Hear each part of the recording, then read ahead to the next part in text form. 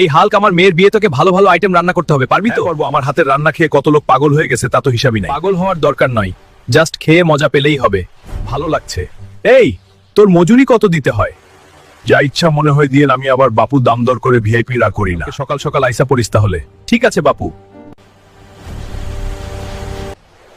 এই চরণ, কালকে বিয়ের অনুষ্ঠান আছে, রান্না করতে হবে। চালো চালো, আমার বাড়িতে আইসা পড়িছ কালকে। আচ্ছা ঠিক আছে ভাই, কালকে সকাল সকাল চলে আসবো।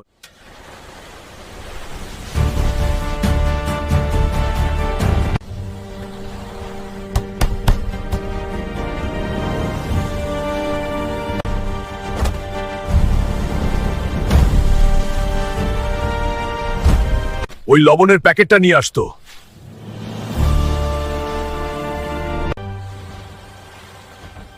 এগুলো নিয়ে যাও।